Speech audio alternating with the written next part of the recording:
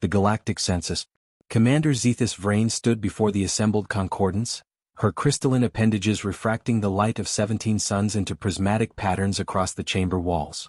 As director of the Galactic Census Bureau, she had catalogued over 9,000 civilizations across 42 galaxies.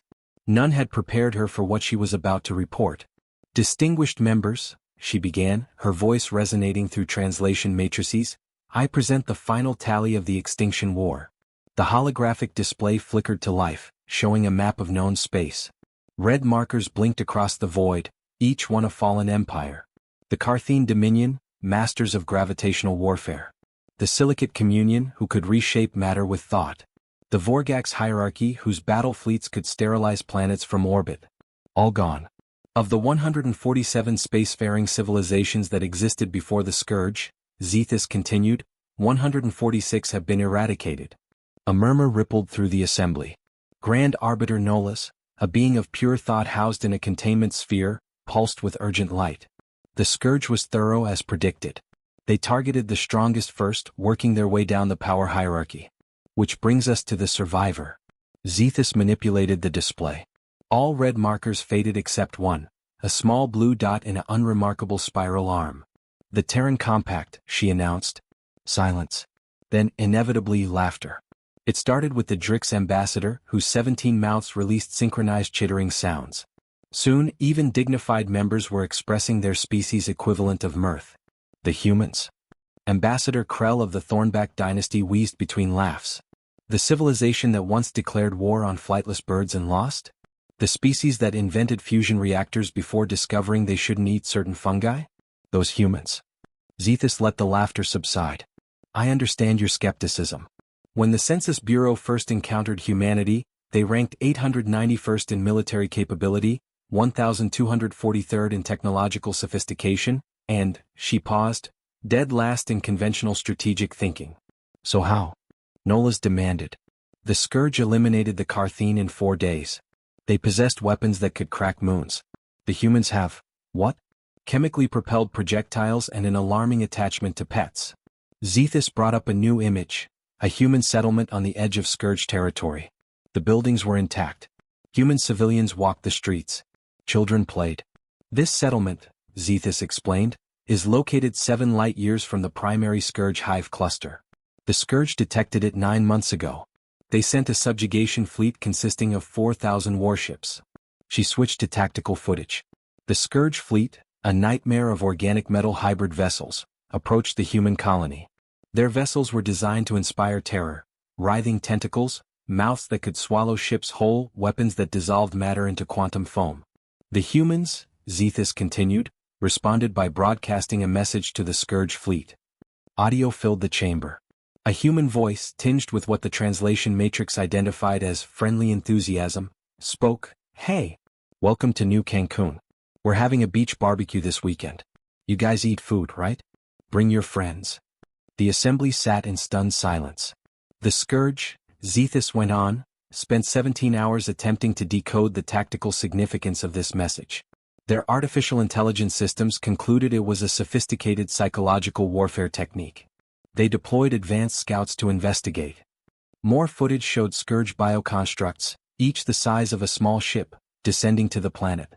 They found humans engaged in what the Census Bureau had classified as recreational protein combustion while consuming ethanol near a large body of water. One human, identified as Marcus Chin, approached a Scourge scout. He was holding what appeared to be a primitive cooking implement and a bottle. Hey buddy, want a hot dog? Fair warning, they're a little weird if you're not used to them. Nobody actually knows what's in these things, but that's part of the fun. The Scourge scout had attempted to assimilate Marcus Chin. This was standard Scourge protocol. Consume the enemy, absorb their knowledge, use their biomass for replication. What happened next would change everything. The Scourge scout began transmitting distress signals. Its molecular structure started reorganizing. The footage showed the creature's combat appendages retracting, its armor plating softening. Within minutes, it had developed what human observers later described as a friendly face. Marcus Chin, apparently oblivious to the transformation, had simply continued talking about the weather, his niece's graduation, and something called fantasy football. By the time the main Scourge fleet arrived to investigate, they found their advanced scouts sitting on the beach, having what the Census Bureau's AI could only translate as, "a pretty chill time actually." Zethus closed the display. "The Scourge fleet," she announced, "never attacked. They are currently in orbit around New Cancun, attending what humans call a potluck dinner. Our latest reports indicate the Scourge have requested recipes." The dissertation of doom. Professor Elandra Thex had dedicated 4 centuries to xenopsychology. She had mapped the neural pathways of species that thought in 17 dimensions. She had documented civilizations whose emotions existed in quantum superposition. She had even successfully communicated with the Void Singers, beings who experience time backwards. None of it had prepared her for humanity. "Let me understand this correctly," she said to her research assistant, Miko, a young Etherian whose skin shifted colors with his confusion, currently a nauseating purple-green. "The Scourge, a hive mind species that has consumed 47 galaxies, simply stopped functioning after extended contact with humans?" Miko nodded, his color deepening to distressed violet. "Not stopped, Professor. Changed. The Scourge collective consciousness has begun exhibiting what the humans call individuality. They've started naming themselves. One has taken the designation Kevin." Elandra's research chamber overlooked the observation deck where the Concordance had assembled a crisis team. Through the transparent aluminum walls, she could see various species representatives arguing over holographic displays. They all wanted to understand the same thing: how had humanity survived? "Show me the behavioral analysis," Elandra commanded. Miko pulled up a 3-dimensional data matrix. "The Scourge operate on efficiency. They identify the strongest threat and eliminate it. They consumed the Carthene specifically because their gravitational weapons could theoretically destroy Scourge hive structures." "Logical," Elandra noted. "The Scourge then moved to the silicate communion, whose matter manipulation could potentially reprogram Scourge biological systems." "Also logical. They worked systematically through every major power based on threat assessment. The humans ranked 147th out of 147 civilizations in terms of military danger. By pure logic, they should have been ignored until the very end, when the Scourge had consumed sufficient biomass to eliminate them as an afterthought." Elandra studied the data. "But the Scourge encountered humans accidentally when they expanded into human-controlled space while pursuing the Draconith Empire." "Correct. The Draconith were attempting to use human space as a shield, assuming the Scourge would simply pass through. Instead, Miko brought up footage from the human colony world of New Rotterdam. The scene showed a Scourge biomass roughly the size of a city descending upon the colony.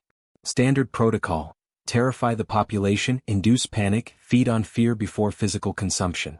The Scourge had evolved specifically to weaponize terror. The humans of New Rotterdam had responded by organizing a community meeting. Elandra watched in fascination as a human female, identified as Mayor Samantha Okonkwo, stood before the writhing mass of the Scourge landing formation. "Okay, everyone, settle down," Mayor Okonkwo said, holding what appeared to be a primitive communication device, a megaphone. "I know we're all worried about our new visitors, but remember what happened when the Drix first arrived? We thought they were going to eat us. Turns out they were just really enthusiastic about our agriculture techniques." A voice from the crowd: "Sam, the Drix didn't have tentacles made of nightmare meat."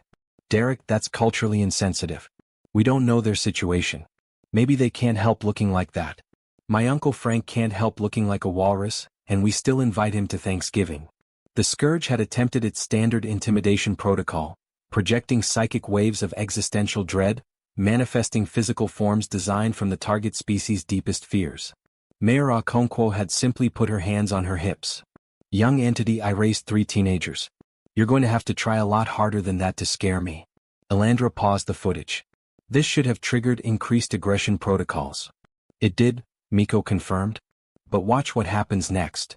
The Scourge manifested a perfect replica of Mayor Okonkwo's deceased mother, a classic fear tactic, weaponizing grief. Mayor Okonkwo's eyes had filled with tears. "Oh my God, you look just like her. That's really amazing. Can you do that on command? Because I have some photos I'd love to see brought to life. There's this one from her 30th birthday." The Scourge construct had frozen, its programming encountering an unprecedented response: genuine emotional engagement devoid of fear. The Scourge collective mind, Miko explained, had never experienced something like this. Every species they encountered responded with terror, anger, or attempts at bargaining. But humans? Elandra watched as Mayor Okonkwo invited the Scourge construct: who was perfectly designed to embody her trauma, to coffee. Humans, Ilandra finished, treated them like neighbors. The footage continued. Within 6 hours, the Scourge on New Rotterdam had been invited to a town hall meeting, a book club, and something called a barbecue cook-off competition. A Scourge bioform, still trying to fulfill its programming, had attempted to intimidate by consuming a local tree. A human child, approximately 7 years old, had approached it. "Mr. Monster, you're not supposed to eat the trees. They give us oxygen. But if you're hungry, my mom made too much lasagna." Again. The Scourge had analyzed the lasagna. Its molecular structure was illogical, layers of carbohydrates, proteins and fats combined in an inefficient thermal preparation process. By all objective measures, it was inferior to the direct biomass absorption the Scourge utilized. The Scourge consumed a portion for analysis. Its collective consciousness had paused for 3 full seconds, an eternity for a hive mind that processed millions of thoughts simultaneously. "Oh," one of the human observers had said. "It likes it." The inefficiency paradox. Grand strategist Carveth had commanded fleets that numbered in the hundreds of thousands. His tactical algorithms had been studied by 17 civilizations as the pinnacle of military efficiency. He had personally designed the defense grid that protected the Carthene Dominion for 6,000 years. It had taken the Scourge 96 hours to destroy everything he'd built. Now, as one of the few Carthene survivors, he sat in the Concordance war room, trying to understand how humanity had accomplished what his entire species could not. "They have no strategy," he said, manipulating holographic battle scenarios. "No cohesive defense doctrine. Their military operates on something they call winging it." Next to him, Admiral Thesha Vor of the Silicate Communion nodded her crystalline head. "Their weapons are primitive. Their armor is barely adequate. Their ships use controlled explosions for propulsion." "Explosions, Carveth? It's like strapping yourself to a bomb and hoping for the best." "And yet," Concordance Overseer Malthus interjected, "they survive where we fell." The war room fell silent. It was a bitter truth. The Carthene Dominion had possessed weapons that could manipulate gravity itself, folding space to crush enemy fleets. The Silicate Communion could reprogram matter at the atomic level, turning enemy ships into inert dust. Both civilizations had been erased from existence within a standard week. Humanity, with their chemical rockets and kinetic weapons, remained. "Show me again," Carveth demanded. "Show me the Battle of Proxima Station." The holographic display activated. Proxima Station had been humanity's first major engagement with the Scourge. Intelligence reports had given the humans a 0.003% chance of survival. The Scourge had arrived with a fleet of bioships that dwarfed the human defense force by a factor of 20 to 1. Standard Scourge tactics: overwhelm with superior numbers, induce panic through psychological warfare, consume the defeated biomass. The human commander, identified as Commodore James "Jimmy" Davidson, had open communications with a message that translator AI still struggled to interpret. "All right, you ugly sons of bitches, let's dance." Carveth watched as the human fleet broke every tactical protocol he'd ever studied. They didn't maintain formation. They didn't focus fire on priority targets. One ship, a destroyer named the USS Absolute Unit, had charged directly into the center of the Scourge formation while broadcasting what humans called death metal music at volumes that registered as a weapon on Scourge sensory equipment. "Madness," Admiral Thesha whispered. But it wasn't madness.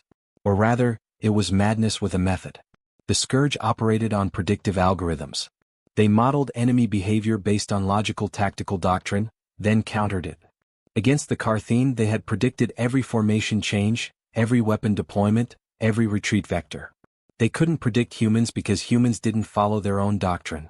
The USS Absolute Unit, its shields failing and hull breaching, had fired its entire payload of nuclear weapons, not at the Scourge ships but at a nearby asteroid field. Why? Carveth had asked this question 17 times. Why waste ammunition on rocks? The answer came seconds later. The nuclear detonations destabilized the asteroid field, sending millions of tons of debris hurtling through space. The Scourge fleet, executing perfect evasive maneuvers to avoid the humans' direct fire, flew directly into the path of irregular, unpredictable chunks of rock. Chaos. But more than chaos, confusion. The Scourge collective mind allocated enormous processing power trying to understand the tactical reasoning. Was it a calculated gambit? A new form of warfare? Some kind of 4D chess strategy?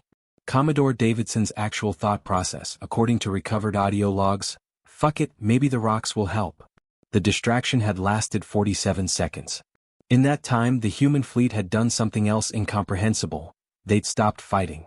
Every human ship simultaneously ceased offensive operations and began broadcasting on all frequencies. "Attention Scourge Fleet," Commodore Davidson's voice echoed. "We've been discussing your situation and we think you might be going through some stuff.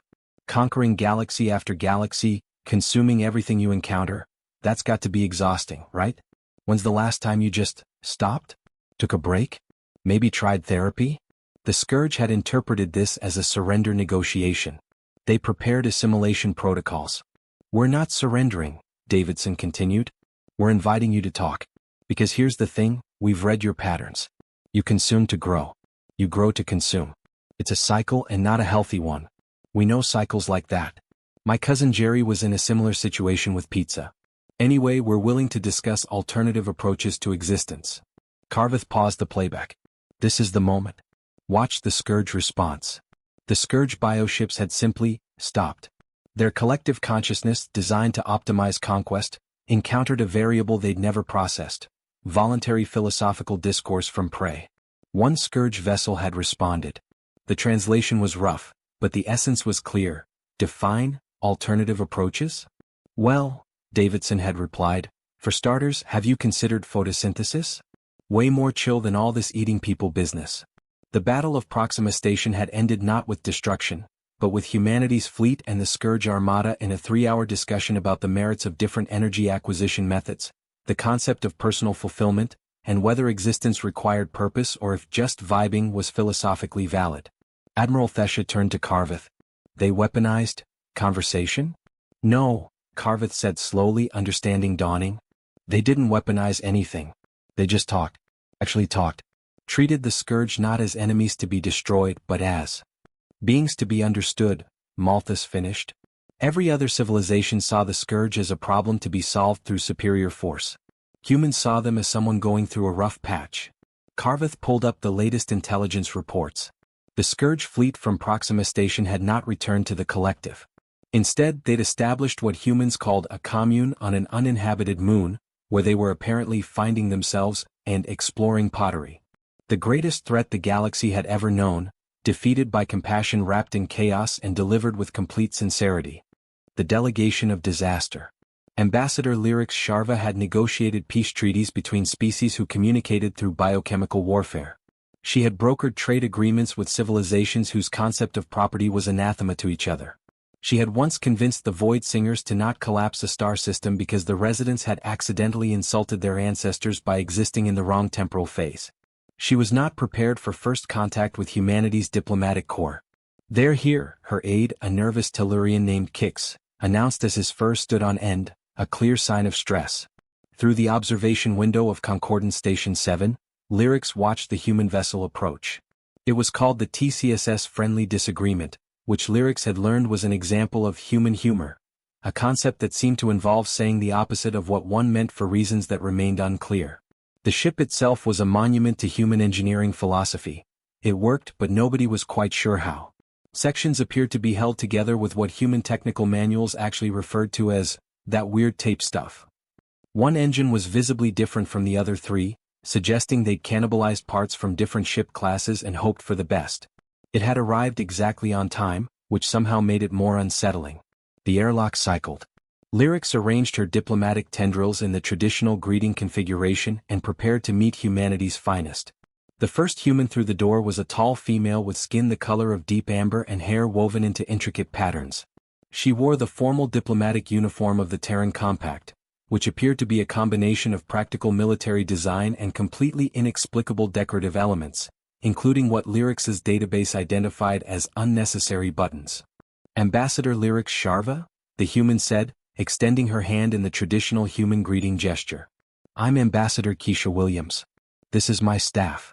Behind her came a diverse group of humans, each greeting Lyrics with varying degrees of formality.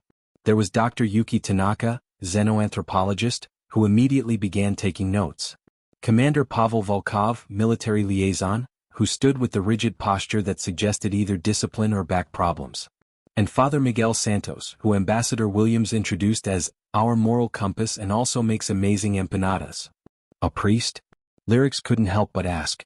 On a diplomatic mission? We find it helps to have someone who's professionally trained in listening to impossible problems and offering comfort, Ambassador Williams said with a smile. Plus, like I said, amazing empanadas. They settled into the negotiation chamber, a space designed to be comfortable for multiple species. The Concordants had arranged this meeting to determine whether humanity could be trusted with greater responsibility in the ongoing scourge situation. Ambassador Williams, Lyrics began formally, the Concordance has observed humanity's unusual success in dealing with the scourge threat. However, we have concerns about your methods. The talking to them like people thing? Williams asked. The complete absence of conventional strategy thing, Lyrics corrected. The Concordance has protocols, established procedures, thousands of years of diplomatic tradition designed to prevent misunderstandings that could lead to war. Williams nodded. We've read them. Very thorough. Very rigid. Structure prevents chaos. Does it though? Dr. Tanaka interjected, looking up from her notes. Because from what we've seen, your structure got 146 civilizations killed. Our chaos has kept us alive. Lyrics felt her diplomatic composure slip. Dr. Tanaka, I don't think you understand the complexity. Oh, I understand completely, Tanaka continued. You've built a system based on logical frameworks, power hierarchies, and predictable responses. The Scourge evolved to exploit exactly that system. They're like a computer virus designed specifically for your operating system. And humans are. Lyrics searched for a diplomatic phrasing. Incompatible software, Commander Volkov supplied. We are running on different logic. Is not better or worse. Just different. Father Santos leaned forward. May I share a story? Lyrics' tendrils rippled with confusion. I'm not sure a religious parable is appropriate for. When I was young, Santos continued anyway, my village had a problem with wolves. They came down from the mountains, threatened our livestock. The village elders wanted to hunt them, kill them, eliminate the threat through superior force. Despite herself, Lyrics found she was listening. My grandmother, she had different idea. She started leaving food at the forest edge. Not enough to make wolves dependent, but enough to show goodwill. She talked to them, yes, talked even though they couldn't understand words. Over time the wolves learned, our village was not threat, not prey. We coexisted. The Scourge are not wolves, Lyrics said. No, Santos agreed. They are more complex. But principle is same. What if the threat is not the being but the relationship? What if we've all been responding to Scourge's enemy, and that response creates the enemy we fear? Ambassador Williams pulled up a holographic display. We've been analyzing Scourge behavior. They have a directive, grow, consume, expand. But here's the thing, they've never encountered a species that responded with anything other than fear or aggression. The display showed interaction patterns. Every civilization the Scourge had encountered had either fled or fought. The Scourge had adapted to both responses, becoming more efficient with each conquest. But when we talked to them, Williams continued, actually engaged with their collective consciousness as if it were valid, as if their perspective mattered, they didn't have a protocol for that. Lyrics studied the data. You confused them. We acknowledged them, Tanaka corrected. There's a difference. Confusion is a tactic. Acknowledgement is, it's treating them like they matter beyond their threat level. This is insane, Lyrics said flatly. Yes, all four humans agreed simultaneously. But it works, Williams added. And isn't that what diplomacy is supposed to do? Find what works. Lyrics was about to respond when an alarm sounded. Kix rushed in, his fur practically electric with panic. Ambassador, we have a situation. A Scourge collective has just entered the station's perimeter. They're broadcasting a message. They want to negotiate.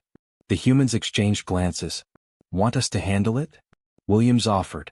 Every protocol Lyrics had ever learned screamed that she should refuse, evacuate the station, follow emergency procedures. Instead, she heard herself say, show me what you do. The negotiation nobody expected. The Scourge collective that approached Concordance Station 7 was designation Theta 9, a consciousness comprising approximately 47,000 individual bioforms merged into a single hive mind. Its mass was roughly equivalent to a small moon, and its capacity for destruction had been demonstrated on 16 separate occasions when it had consumed entire planetary populations. Ambassador Williams walked into the communication chamber carrying a coffee thermos and what appeared to be a basket of baked goods. Are those cookies? Lyrics asked, her tendrils twitching with incredulity. Chocolate chip, Williams confirmed. Dr. Tanaka's recipe. They're really good. You're bringing cookies to a negotiation with an existential threat to all sapient life. Well, when you say it like that, it sounds silly, Williams said. But think about it, when's the last time someone offered the scourge a cookie? Never, because that would be... Exactly, Williams interrupted gently. Never. So let's try it. The communication array activated. The Scourge Collective designated Theta-9 manifested on the view screen, a writhing mass of organic tissue and biomechanical structures that most species found deeply unsettling. Williams looked directly at it and smiled. Hi there. I'm Ambassador Keisha Williams of the Terran Compact. Thanks for reaching out. Can I call you Theta, or do you prefer the full designation? The Scourge Collective was silent for a moment. Then, designation. Theta is acceptable. We are here to negotiate terms of our coexistence with your species. Lyrics nearly fell off her diplomatic perch. In 17,000 years of concordance history, the Scourge had never initiated peaceful contact. Wonderful, Williams said. Before we start, would you like a cookie? They're fresh. We do not consume processed sugar compounds. Fair enough. More for me. Williams took a cookie and bit into it. So, what brings you to the negotiation table? The Scourge Collective pulsed with colors that the translation AI struggled to interpret. We have been confused by your species. We have analyzed your tactics, your strategies, your social structures. Nothing explains your success in resisting assimilation. Well, to be fair, Commander Volkov interjected, we didn't really resist. We just didn't treat you like something to resist. Explain, Theta demanded. Dr. Tanaka activated her data pad. Every other species you've encountered has operated on a simple paradigm. You're a threat, therefore you must be destroyed or fled from. It's basic survival instinct. Correct. It is logical. Sure, but humans don't always do logical, Tanaka continued. We do emotional. We do irrational. We do, let's try talking first because maybe there's something we're missing. Father Santos added, in my faith we have a concept. Every being has value beyond their utility or threat. Even beings we don't understand. Especially beings we don't understand. Theta-9's biomass rippled. This contradicts survival optimization. Does it? Williams asked. Because here's the thing, we're still here.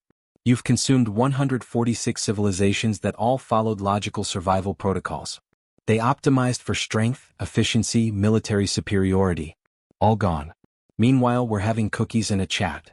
Lyrics watched in fascination as the Scourge Collective seemed to process this. We have consumed the knowledge of 17,000 species, Theta-9 said slowly. We have assimilated their strategies, their technologies, their philosophies. But we have never encountered a species that treated us as beings capable of change. Because you are, Williams said simply. You're a collective consciousness, right? You make decisions. You adapt. You learn. That's not a mindless force of nature. That's a civilization. One with different values than ours, sure, but still a civilization. We exist to consume. You exist to grow, Tanaka corrected. Consumption is one method of growth. But there are others. Cultural growth. Philosophical growth. Artistic growth. We do not comprehend artistic growth. Williams pulled out her personal data tablet and showed Theta-9 an image. This is the Mona Lisa. It's a painting. It doesn't provide nutrition, shelter, or tactical advantage. Humans created it anyway because it makes us feel something. That feeling is a form of growth. The Scourge Collective was silent for a long moment. We wish to understand this feeling. Lyrics realized her mouth was hanging open. This was unprecedented. This was impossible. This was... Then let's start there, Williams said warmly. Not with terms of surrender or treaties of peace, but with understanding. You want to know why you can't assimilate humanity? Start by understanding what makes us weird. We have consumed 47 galaxies, Theta-9 said. We have never wanted to understand our prey before. Maybe that's been the problem, Father Santos suggested gently. Maybe conquest isn't actually satisfying. Maybe you're hungry for something consumption can't provide. Another long silence. We will consider this proposition, Theta-9 finally said. We propose a cultural exchange. We will send representatives to observe human civilization. You will send observers to our collective. Deal, Williams said immediately. That's it. Lyrics burst out. No treaties? No defensive pacts? No contingency protocols? Williams turned to her. Ambassador Lyrics, with respect, all those protocols failed. Every single one. Maybe it's time to try something that doesn't come with a safety manual. This is madness. Yeah, Williams agreed cheerfully. But it's friendly madness. And right now that's our biggest advantage. Theta 9's image flickered. We will return in 7 standard days with our cultural ambassadors. I'll look forward to this exchange. The communication ended. Lyrics stared at the humans. Do you understand what you've just done? You've invited the scourge into our society. They could be gathering intelligence for a final strike. They could, Williams acknowledged. Or they could actually be curious. Either way, we learn something. And isn't that better than just waiting to die? Dr. Tanaka offered Lyrics a cookie. Try one. They really are good. Lyrics took the cookie. She had negotiated with species that breathed methane, civilizations that existed in 7 dimensions, and entities that experienced time as a physical substance. None of it had prepared her for humans and their absolutely baffling approach to diplomacy. The cookie was, she had to admit, excellent. The cultural exchange. Professor Elandra Thex had updated her dissertation 17 times in the past month. Each update made it less like an academic paper and more like a diary of impossible events. Entry 47. The Scourge Collective designated Theta 9 has established what humans call a student exchange program with Terran educational institutions. I no longer understand my profession.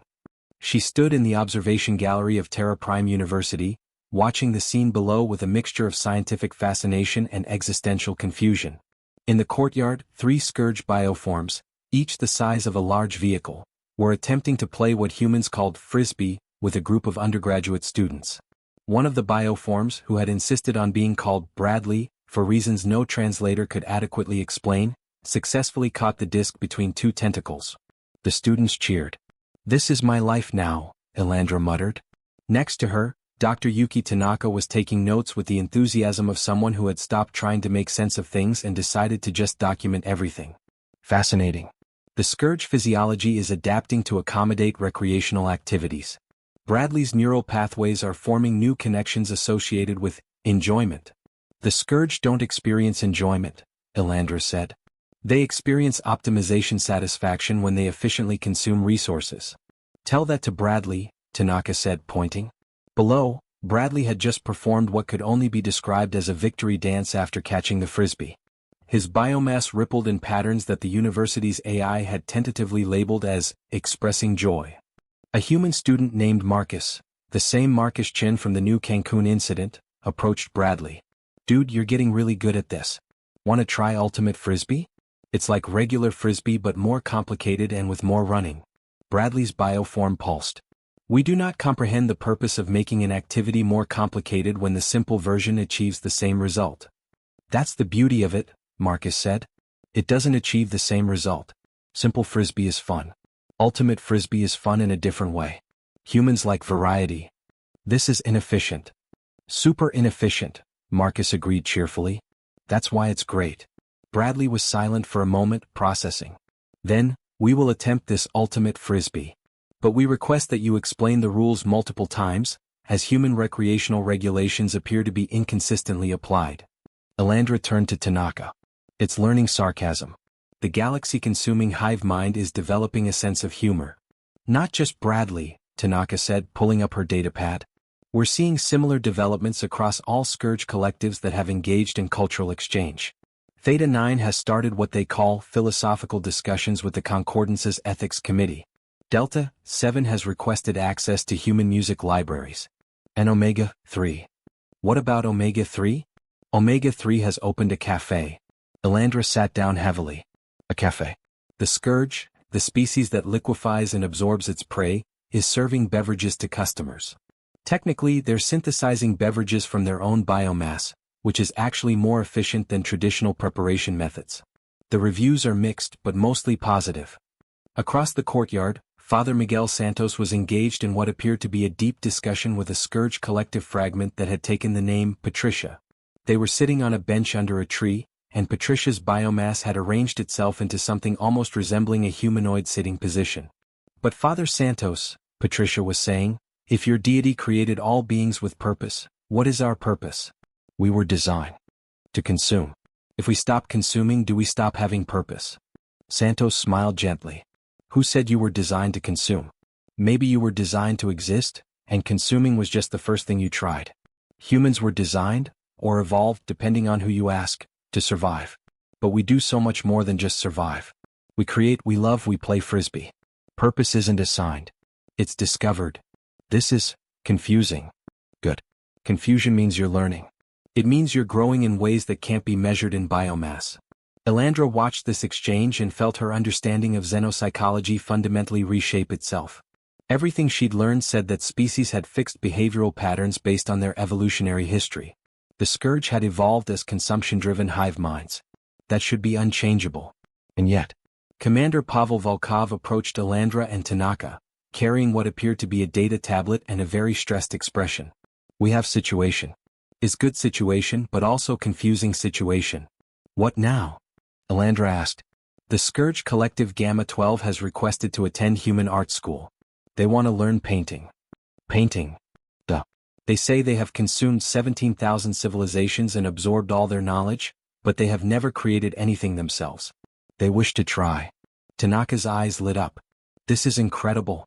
The psychological implications of a consumption-based consciousness seeking to create rather than assimilate. There is more, Volkov interrupted. Gamma 12 says they want to paint something meaningful. They have chosen subject. The first time we felt confused. Elandra and Tanaka exchanged glances. They're processing emotions, Elandra said slowly. Not just mimicking them for tactical purposes, but actually experiencing and wanting to express them. Is what we thought, Volkov said. But art professor, she says this is normal for art students. Many choose to paint their feelings.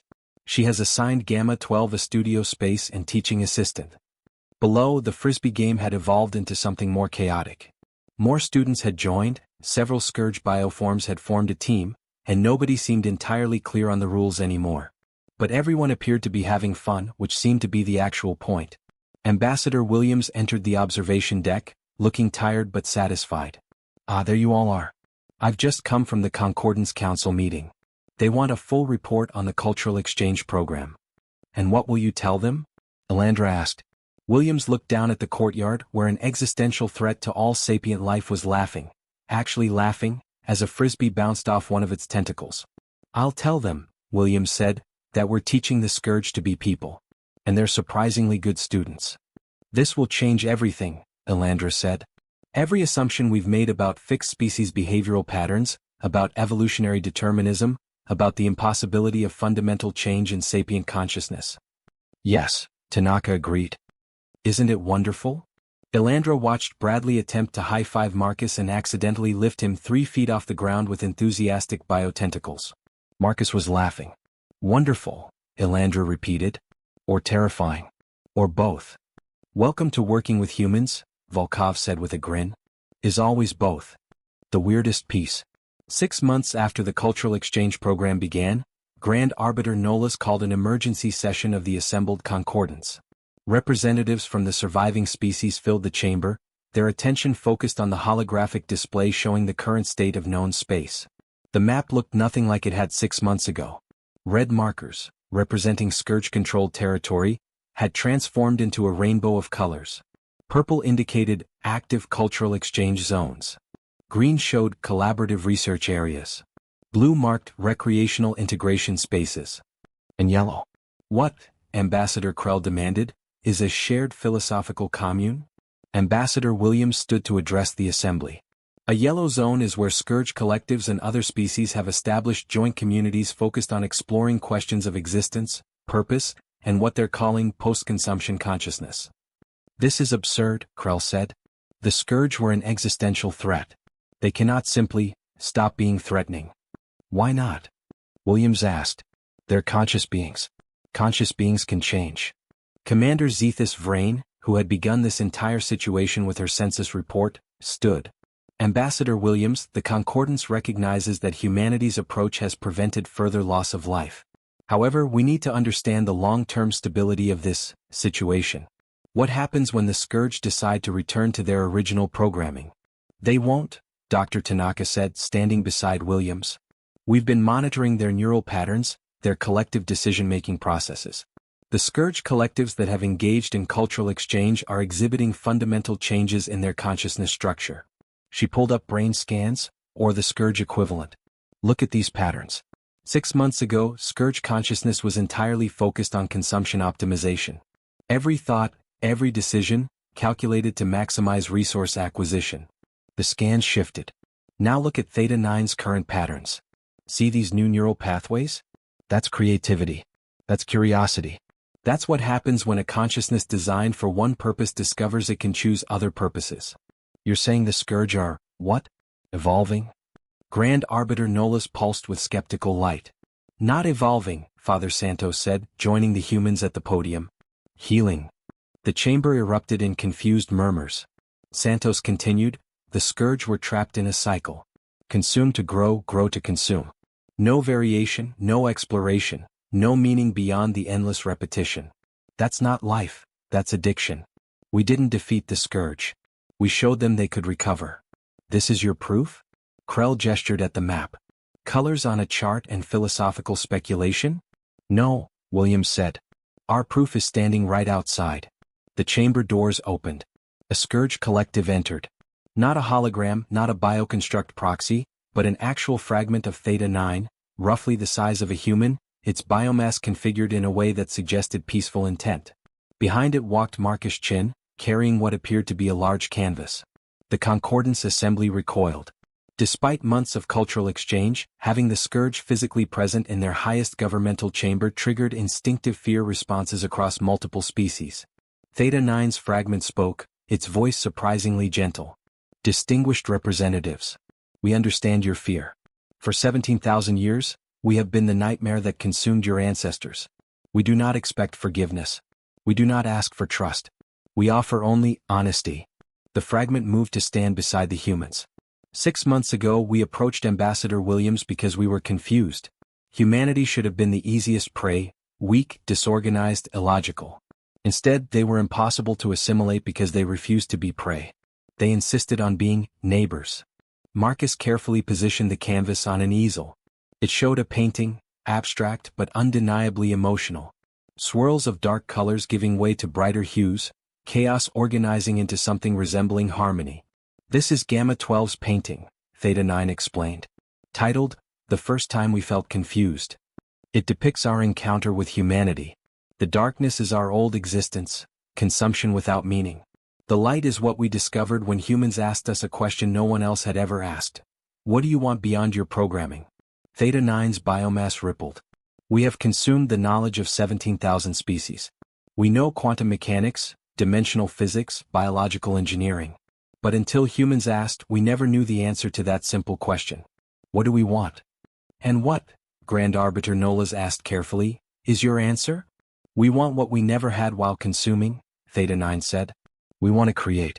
To discover not by absorption but by experience. To exist as something more than an efficient harvesting machine. The fragment gestured to Marcus. This human teaches us Frisbee.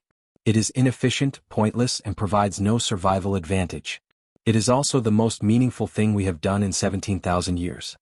Marcus grinned. To be fair, I'm a pretty good teacher. Despite the tension, a few representatives made sounds approximating laughter. Ambassador Williams addressed the assembly. The concordance was built on a principle. Sapient species can coexist through mutual understanding and respect. For 17,000 years, nobody extended that principle to the Scourge because they seemed fundamentally different. They were different, Krell protested. Were, Williams emphasized. Past tense. Yes, the Scourge killed trillions.